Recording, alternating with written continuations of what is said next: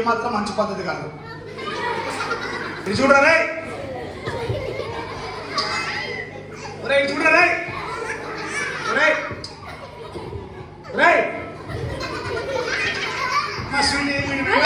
వీడు చెప్తే విన్నమ్మా. వీడు ఏదో ఒకటి చేసి మా తమ్ముడికి రక్షణ గురించి చెప్పండి అన్నయ్య, చేసే గురించి చెప్పండి అన్నయ్య, నరకని పోకుండా కాపాడండి అన్నయ్య, ప్లీజ్ అన్నయ్య. వాడి తల 300 డిగ్రీలు తిరుగుతుంది అన్నయ్య, ప్లీజ్ అన్నయ్య. వాడు ఇంటనే ఏమాత్రం బాగా సెల్ వాడి వాడి అలా అయ్యాడన్నయ్య. సెల్ వాడింటే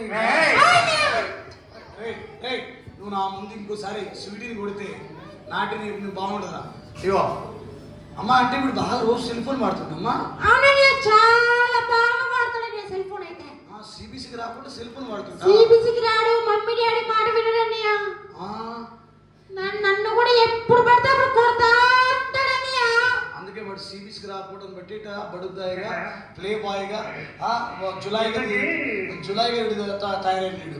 అరే సిబిసి పిల్లలు మీరు కూడా సిబిసి రాకపోతే మీరు కూడా ఇట్లా తయారవుతారు. ఫాస్ట్గా ఎందుకు పెడుతున్నారు అనుకుని ఇట్లా సిబిసి ఎందుకు పెడతాడు మీరు తయారుగా అవుతారు. వాడు చూడు వాడు మీ మొక్కలు కూడా ఎట్లా తయారవుతాయి. మన కళ్ళు లోపలికి పోయినాయి, ఇప్పుడు నిద్రపోతుంది వాడు. అందుకే సిబిసికి రాలి వాడు చూడు వెనక వాడు గెలుపుతుండు. వాడు కూడా ఇట్టే ఉండు.